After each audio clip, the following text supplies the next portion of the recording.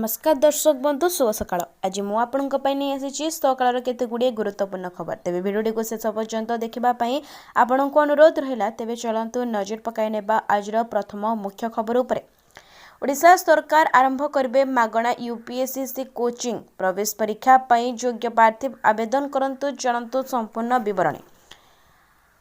ओडिशा सरकार यूपीएससी आशायी प्रार्थी मागणा कोचिंग आरंभ करने को जाउछंती। ओडिशा सरकारଙ୍କର उच्च शिक्षा विभाग एने विज्ञप्ति प्रकाश करिछि।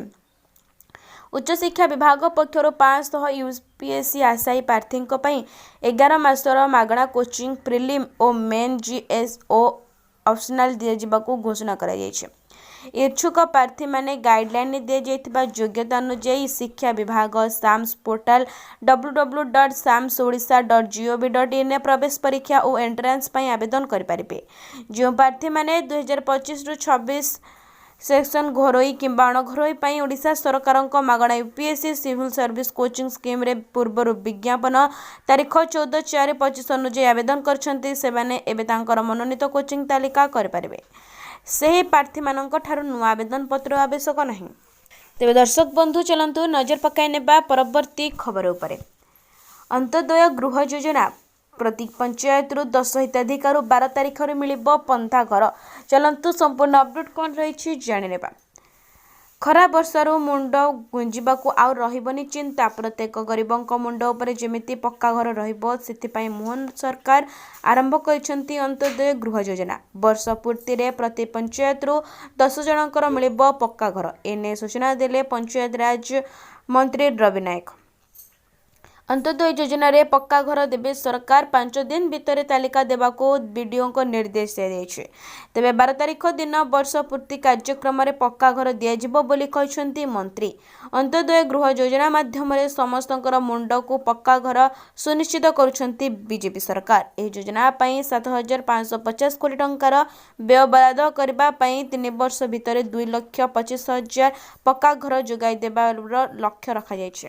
तेबे दर्शक बंधु चलंतु नजर पकाई नेबा परवर्ती खबर उपरे। विभिन्न जिले में बढ़िबो गरम और गुळुगुळी। चलंतु संपूर्ण अपडेट कौन रही जानि नेबा। विभिन्न जिले में बढ़िबो गरम और गुळुगुळी सतर्कता जारी कला आंचलिक पाणीपाग केन्द्र। विभिन्न जिला मानकरे आगामी 5 दिन मध्य दिन तापमात्रा सर्वाधिक 2 रु 3 डिग्री बढ़ी पारे बोली पूर्वानुमान करिछि विभाग। अन्यपटे खरा गरम को आखि आगे रखी हिट वेव कंडीशन जारी करिछि विभाग। सेभली गरम और गुळुगुळी स्थिति मध्य जारी रहिबा नै सूचना दिया जायछि। विशेषकर उपकूल जिले मानकरे यह बेस अनुभूत हेबो बोली खरा एवं गरम गुळुगुळी। पुणी गत 24 घंटा भितर बालेश्वर सर्वाधिक 39.8 डिग्री तापमात्रा रेकर्ड होइथिबा बेले राज्यर आउ अन्य स्थान मानकरे भी 39 डिग्री अधिक तापमात्रा रेकर्ड होइछि। भुवनेश्वर, कटक, बालेश्वर, भद्रक, गजपति, बारिपदा, झारसुगुड़ा, संबलपुर, हीराकुद और तालचेर ठारे अधिक तापमात्रा रेकर्ड होइछि। आगामी 4 दिन मध्य दिन तापमात्रा आहुरी बढ़ी पारे और असह्य गरम गुळुगुळी नै किछि जिला को येलो अलर्ट जारी करिछि पाणीपाग विभाग। तेबे दर्शक बंधु चलंतु नजर पकाई नेबा परवर्ती खबर उपरे। प्रधानमंत्री सूर्य घर योजनार लाभ उठांतु, घरे बसी मागणा बिजुली पांतु। चलंतु संपूर्ण अपडेट कौन रही जानि नेबा। प्रधानमंत्री सूर्य घर योजना को नहीं सारा देश में खुशीर माहौल। यह योजना फेब्रुआरी 2024 आरंभ होता जहाँकि धीरे धीरे लोकप्रिय रही लगी। यह योजनार लक्ष्य 10 कोटी घरे सौर पैनेल स्थापन करने जहाँ भारतर शक्ति आत्मनिर्भरशीलता बढ़ाइबा सहित विद्युत बिल को कम करिबो। केंद्रीय नूतन और नवीकरणीय शक्ति मंत्रालय बा एमएनआरई घोषणा करिछि जे एही योजना वार्षिक 1600 कोटी टंका संचय करिछि एवं यार लक्ष्य हेउछि 2027 सुधा मोट 5 लाख कोटी टंका संचय हासिल करबा। सरकारी तथ्य अनुसार एही योजना अधीन रे पर्यंत 1.5 कोटी अधिक घरे सौर पैनेल स्थापन करा जायछि जहा द्वारा कि प्रति परिवार रे वार्षिक हाराहारी 12,000 टंका संचय होछि। तेबे दर्शक बंधु चलंतु नजर पकाई नेबा परवर्ती खबर उपरे। 6 सप्ताह पर भी मिलुनी आयुष्मान कार्ड सेवा पाई पारुनाहांती योग्य हिताधिकारी। चलंतु संपूर्ण अपडेट कौन रही जानि नेबा। गत एप्रिल मासर राज्य में आयुष्मान भारत योजना लागू हेलाणी हेले पर्यंत आधारू अधिक हिताधिकारी को कार्ड मिले नहीं। एमितिक अधिकांश हिताधिकारी को कार्ड मिले हैं परिवार सदस्यों ना नहीं। सेहीपरि राज्य बाहर रोहुतिबा लोकों को भी यह कार्ड रे चिकित्सा मिलिबो बोली कह जायतिले हैं ବାସ୍ତବରେ ଏହା ମଧ୍ୟ କାର୍ଯ୍ୟାନ୍ୱୟନ କରାଯାଇ ପାରିନାହିଁ। ସରକାରଙ୍କର ଘୋଷଣା ପରେ ଦାଦନ ଶ୍ରମିକ ଭାବେ ବାହାର ରାଜ୍ୟରେ ପରିବାର ସହ ରହୁଥିବା ଲୋକମାନେ ଏହାକୁ ନେଇ ଆଶ୍ୱସ୍ତ ହୋଇଥିଲେ। ମାତ୍ର ସେମାନଙ୍କ ଭିତରୁ ଅଧିକାଂଶ ଲୋକଙ୍କୁ ଏପର୍ଯ୍ୟନ୍ତ କାର୍ଡ ମିଳିନାହିଁ। ତେଣୁ ସ୍ୱାଭାବିକ ଭାବରେ ସେମାନେ ଚିକିତ୍ସା ସେବା ପାଇପାରୁନାହାନ୍ତି। ଏହି ଯୋଜନା ଲାଗୁ ହେବା ପରେ ମାଳମାଳ ସମସ୍ୟା ଉପୁଜୁଥିଲେ ହେଁ ସରକାର ଏହାକୁ ସମାଧାନ କରୁନଥିବା ଅଭିଯୋଗ ହୋଇଛି।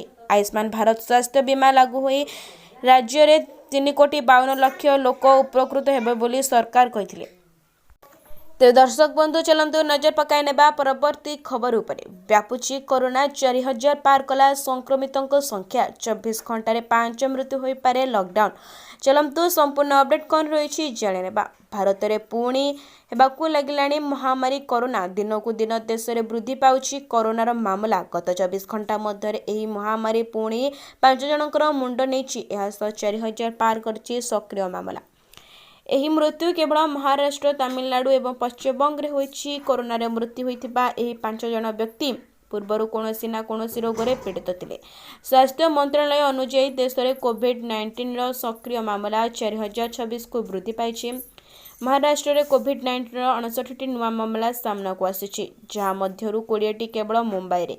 ମହାରାଷ୍ଟ୍ରରେ 800 ପାର। ଚଳିତ ବର୍ଷ ଜାନୁଆରୀ ମାସରୁ ମହାରାଷ୍ଟ୍ରରେ ସଂକ୍ରମିତଙ୍କ ସଂଖ୍ୟା 873କୁ ବୃଦ୍ଧି ପାଇଛି। ପଶ୍ଚିମବଙ୍ଗରେ 44ଟି ନୂଆ କରୋନା ମାମଲା ରିପୋର୍ଟ ହୋଇଛି। ସେହିପରି ଚିକିତ୍ସାଧୀନ ରୋଗୀଙ୍କ ସଂଖ୍ୟା 331ରେ ପହଞ୍ଚିଛି। ତେବେ ଦର୍ଶକ ବନ୍ଧୁ ଚାଲନ୍ତୁ ନଜର ପକାଇ ନେବା ପରବର୍ତ୍ତୀ ଖବର ଉପରେ। ଆଜି ପେଟ୍ରୋଲ ଏବଂ ଡିଜେଲ ଦର ଅନେକ ସ୍ଥାନରେ କମିଲା ରେଟ୍। ଚାଲନ୍ତୁ ସମ୍ପୂର୍ଣ୍ଣ ଅପଡେଟ୍ କ'ଣ ରହିଛି ଜାଣିନେବା। ଆଜି ଅଏଲ ମାର୍କେଟିଂ କମ୍ପାନୀମାନେ ଦେଶର ସମସ୍ତ ରାଜ୍ୟ ପାଇଁ ପେଟ୍ରୋଲ ଡିଜେଲ ଦାମ ଜାରି କରିଛି। ଦେଶର ଅନେକ ରାଜ୍ୟରେ ଆଜି ପେଟ୍ରୋଲ ମୂଲ୍ୟରେ ପରିବର୍ତ୍ତନ ହୋଇଛି। ଏହା ବ୍ୟତୀତ କିଛି ଏମିତି ରାଜ୍ୟ ଅଛି ଯେଉଁଠିକି ପେଟ୍ରୋଲ ଏବଂ ଡିଜେଲ ଦାମରେ କୌଣସି ପରିବର୍ତ୍ତନ ହୋଇନି।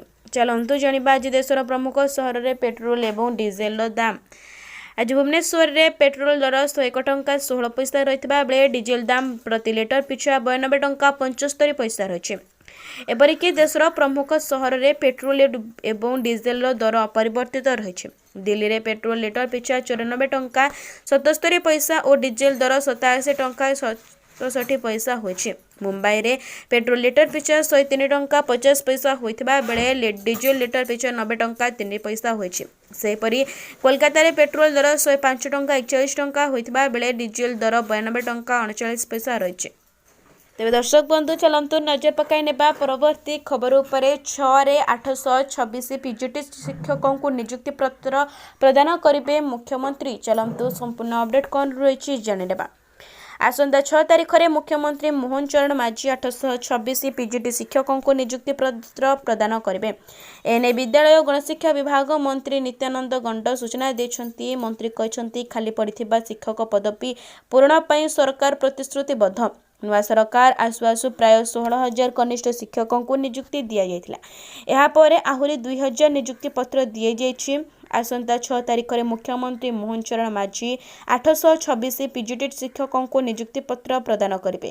ଏନେଇ ବିଦ୍ୟାଳୟ ଓ ଗଣଶିକ୍ଷା ବିଭାଗ ମନ୍ତ୍ରୀ ନିତ୍ୟାନନ୍ଦ ଗଣ୍ଡ ସୂଚନା ଦେଇଛନ୍ତି। ମନ୍ତ୍ରୀ କହିଛନ୍ତି, ଖାଲି ପଡ଼ିଥିବା ଶିକ୍ଷକ ପଦବୀ ପୂରଣ କରିବା ପାଇଁ ସରକାର ପ୍ରତିଶ୍ରୁତିବଦ୍ଧ। ନୂଆ ସରକାର ଆସୁ ଆସୁ ପ୍ରାୟ 16,000 କନିଷ୍ଠ ଶିକ୍ଷକଙ୍କୁ ନିଯୁକ୍ତି ଦିଆଯାଇଥିଲା। ଏହାପରେ ଆହୁରି 2,000 ନିଯୁକ୍ତି ପତ୍ର ଦିଆଯାଇଛି। ତେବେ ଦର୍ଶକ ବନ୍ଧୁ ଚାଲନ୍ତୁ ନଜର ପକାଇ ନେବା ପରବର୍ତ୍ତୀ ଖବର ଉପରେ। ଆଗୁଆ ମୌସୁମୀ ବର୍ଷା ଉଜାଡ଼ି ଦେଲା ଚାଷ, ପିଆଜ ଦାମ ଛୁଇଁପାରେ 50। ଚାଲନ୍ତୁ ସମ୍ପୂର୍ଣ୍ଣ ଅପଡେଟ୍ କ'ଣ ରହିଛି ଜାଣିନେବା। ଦେଶର ବିଭିନ୍ନ ରାଜ୍ୟରେ ପ୍ରବଳ ବର୍ଷା ଜାରି ରହିଛି। ବର୍ଷା ଯୋଗୁଁ ପିଆଜ ଓ ଟମାଟର ଫସଲ ନଷ୍ଟ ହୋଇଯାଇଛି। ଫଳରେ ଜିଲ୍ଲାକୁ ଟମାଟର ଏବଂ ପିଆଜ ସପ୍ଲାଇ କମ୍ ହୋଇଛି। ଆଉ ଏକ ପ୍ରଭାବ ଦାମ ଉପରେ ମଧ୍ୟ ପଡ଼ିଛି। ପିଆଜ ଦାମ 24 ଟଙ୍କାରୁ ବଢ଼ି 30 ଟଙ୍କା ହୋଇଥିବା ବେଳେ ଆଗାମୀ 2 ସପ୍ତାହ ମଧ୍ୟରେ ପିଆଜ କିଲୋ 80 ଟଙ୍କାରୁ 100 ଟଙ୍କା ବଢ଼ିପାରେ ବୋଲି ପୂର୍ବାନୁମାନ କରାଯାଉଛି। ମହାରାଷ୍ଟ୍ର ମଇରେ ଦ୍ୱିତୀୟ ସପ୍ତାହରେ ପିଆଜ କିଲୋ ଦାମ 20% ବଢ଼ିଥିବା ଦେଖିବାକୁ ମିଳିଛି, ଯାହାର ପ୍ରଭାବ ସମଗ୍ର ଦେଶରେ ପଡ଼ିଛି। ପିଆଜ ଏବଂ ଟମାଟର ଦୁଇଟି ଯାକ ଫସଲ ପ୍ରବଳ ବର୍ଷାରେ କ୍ଷତିଗ୍ରସ୍ତ ହୋଇଛି। ବର୍ଷା ଯୋଗୁଁ ସପ୍ଲାଇ ଉପରେ ମଧ୍ୟ ପ୍ରଭାବ ପକାଇଛି। ତେଣୁ ଆଗାମୀ ଦିନରେ ପିଆଜ ଓ ଟମାଟର ଦାମ ବଢ଼ିପାରେ ବୋଲି ଅନୁମାନ କରାଯାଉଛି। ଦିଲ୍ଲୀରେ ପିଆଜ ଓ ଟମାଟର ଦାମ ମଧ୍ୟ ବଢ଼ିବାରେ ଲାଗିଛି। ତେବେ ଗତ 2 ଦିନ ମଧ୍ୟରେ ଦିଲ୍ଲୀରେ ପିଆଜ ଓ ଟମାଟର ଦାମ 40ରୁ 50% ବଢ଼ିଛି। 31 ମଇରେ ଦିଲ୍ଲୀରେ ପିଆଜ ଖୁଚୁରା ଦାମ 20 ଟଙ୍କା ପ୍ରତି କିଲୋ ରହିଥିଲା।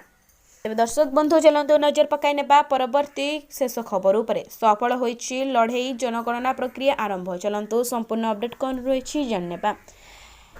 जनगणना को नहीं प्रक्रिया आरंभ होईछि केंद्र सरकार पक्षरु प्रक्रिया आरंभ करा को नहीं राज्य राजनीति रे नाना कर्ता स्वच्छतार सह जनगणना करा दरकार जनगणना हेबा द्वारा पछुआ वर्ग न्याय पाई परिबे बोली बीजेडी कहिछि। जनगणना पर जनसंख्या आधार रे सीमा निर्धारण करा जातिभित्ति जनगणना करिजिबाकु थिबा बेले जो अधिकारी माने जनगणना परिचालन रे नियुक्ति हेबे सेमाने स्वच्छतार सह जनगणना करिबा उचित बोली बीजेडी कहिछि।